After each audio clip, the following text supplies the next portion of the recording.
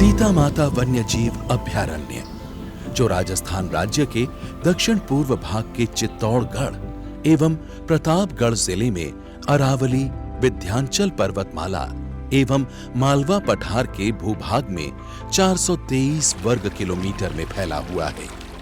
प्राकृतिक सुंदरता और प्राचीन इतिहास अपने अंदर समेटे हुए ये अभयारण्य एक सौंदर्य गाथा है। यहाँ के प्रसिद्ध पौराणिक सीता माता मंदिर के नाम से ही इस अभयारण्य को जाना जाता है।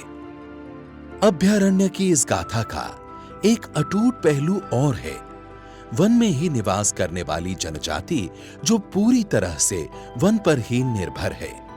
सदियों से इसी निर्भरता के चलते वनों पे बढ़ते भार को ध्यान में रखते हुए जापान सरकार के सहयोग से राजस्थान सरकार ने एक परियोजना शुरू की, Rajasthan forestry and biodiversity project phase 2। Wild life conservation के लिए सेंचुरी में जो सबसे बड़ा चैलेंज है वो है अत्यधिक मानवीय दबाव। सेंचुरी के अंदर में 18 ट्राइबल विलेजेस हैं जिनकी फॉरेस्ट पे काफ़ी ज़्यादा डिपेंडेंस रहती है फ्यूल वुड के लिए, फॉडर के लिए, टिम्बर के लिए। जो सबसे बड़ा चैलेंज हमारे लिए था वो था कि अल्टरनेट लाइवलीहुड एक्टिविटीज़ प्रोवाइड कराना। RFBP फेज सेकंड में जो कार्य लिए गए थे, वानिकी कार्य, उसमें एक तो बायोडायवर्सिटी क्लोजर का हम लोगों ने निर्माण किया था। तो उस बायोडायवर्सिटी क्लोजर का हमारा जो उद्देश्य यह था कि जो वन्य जीव हैं उनके लिए खाद्य श्रृंखला जो वहाँ पर उसको मजबूती प्रदान की जाए, ताकि ज़्यादा से ज़्यादा हर्बीवोरस हमारे वन्य जीव एरिया में उत्पन्न हो और जिससे कि कार्निवोरस की संख्या बढ़ सके और एक तरह से पूरा इकोसिस्टम हमारा धीरे धीरे डेवलप होता जाए। RFBP प्रोजेक्ट के अंतर्गत वन के स्थानीय निवासियों को अहम भूमिका दी गई। वन विभाग और स्थानीय लोगों ने मिलकर इस परियोजना के तहत एनीकट, चेक डैम तथा पौधारोपण जैसे कई कार्य किए, जिससे स्थानीय लोगों को रोजगार मिला और साथ ही वन का संरक्षण करने में उनकी भागीदारी को लेकर उनमें जागरूकता का संचार हुआ। बिल्कुल ठंडा काम आता पहले, भूखे मरता पहले फसलें नहीं होती सर, इसे जंगलात बहुत फायदा देती है। अभी तो और काम सही है सर, लोग काम करते पैसे मिलते हैं बहुत। मुर्गी पालन है सर, अभी राकिया में ऐसे 10 साल में लाया था, लाया तो 2 मुर्गी लाया था, बाहर तो में गणी नहीं है। हाँ वैसा के हुए। स्थानीय लोगों की जीवन शैली में निरंतर विकास के लिए यहाँ स्वयं सहायता ग्रुप का गठन किया गया। वन विभाग और स्वयं सहायता ग्रुप की आपसी सहमति से कई मूलभूत सुविधाएं उपलब्ध कराई गई। ये चूल्हे लगाएंगे सर, लकड़ी कम मतलब एक दिन लकड़ी ले आएंगे तो 4-5-6 दिन तो निकलेगा। पहले में मतलब माचे भी नहीं तो चूल्हो भी नहीं तो सभी महिला मतलब हर दिन जंगल में जाती लकड़ी काट के लाती थी। तो अभी बर्तन भी दिए हमको, चूल्हा भी दे दिया और मासा भी दे दिया, तो जंगल भी बच रहा है। हमारा जो उनसे सामंजस्य बना है, जो प्रगाढ़ और मजबूत हुए हैं, वह ये देने से हुआ है। उनको ये लगा कि ये वन विभाग हमारे ध्यान रखता है तो हम भी जंगल का ध्यान इनके साथ रखें।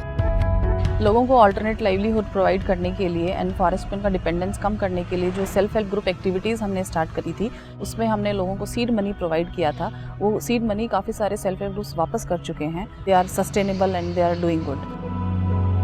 जंगलात विभाग बड़ा आवता मीटिंग करता तो फसे बनानी बात होनी निमा मीटिंग जोड़ी 100 रुपया एकटा करता, थोड़ी बहुत जागरूकता आई यो करीन फसे बना 50-50 हज़ार रुपया दीदा, 40-50 महिला जोड़ेगी माँ, 5 भी बनी ज़्यादा बनी नहीं हो। माँ विकास समूह का पैसा भी गया है 1,60,000। कर्जन खना खेती गेने राख भी है, शादी ब्याह है कना के पढ़ाई में साविरिया यूँ पैसा 2 रुपया हेकड़ा हिसाबों में पैसा दिया, हर महीने ब्याज आ तो जाए। बार 15-20 हज़ार 25,000 रुपया ने 50,000 की भी जरूरत पड़ी जाता, मैं आले सकता पैसा मान पाई भी गया।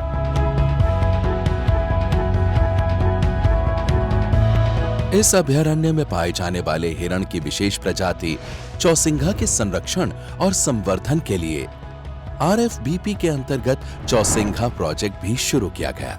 चौसिंघा प्रोजेक्ट के अंदर यहाँ पर 2 क्लोजर बनाए गए, एक तो अम्बारेड्डी के नाम से है, दूसरा है रानीगढ़ के नाम से। चौसिंघा बार बार पानी पीता है, पानी की पर्याप्त मात्रा में सुविधा की गई, वाटर होल बनाए गए, उसके अलावा सॉयल और मॉइस्चर कंजर्वेशन वर्क्स लिए गए ताकि जो वाइल्ड एनिमल्स हैं स्पेशली चौसिंगा उनको थ्रू आउट ईयर पानी की अवेलेबिलिटी इंश्योर की जा सके। वीड इरेडिकेशन किया गया, ग्रासलैंड डेवलपमेंट किया गया, जो लोकल स्पीशीज़ हैं उनकी प्लांटिंग की गई। एंड ये पाया गया कि 2013-14 में जो चौसिंगा की पॉपुलेशन थी सेंचुरी के अंदर वो 108 थी और 2019 के वाइल्ड लाइफ पॉपुलेशन एस्टिमेशन में वो पॉपुलेशन बढ़कर 302 हो गई है, which is almost 3-fold increase.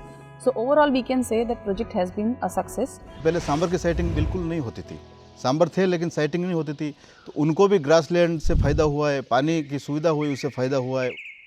और विशेष तौर से यहाँ पर फ्लाइंग स्क्विरल पाई जाती है जो सूर्यास्त के समय दिखाई देती है।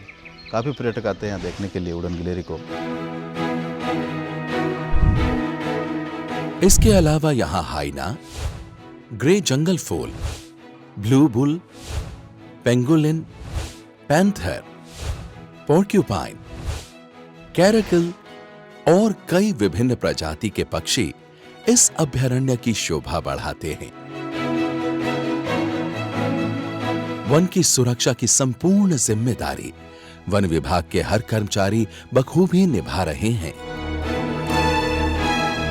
अभयारण्य के इको टूरिज्म को नई पहचान देने के लिए सतत प्रयास जारी हैं। लोगों को ये बताया जा रहा है कि अगर वाइल्ड लाइफ बढ़ती है तो उनके एरिया में इको टूरिज्म का विकास होगा, जिससे उनके लिए रोजगार के नए आयाम स्थापित होंगे।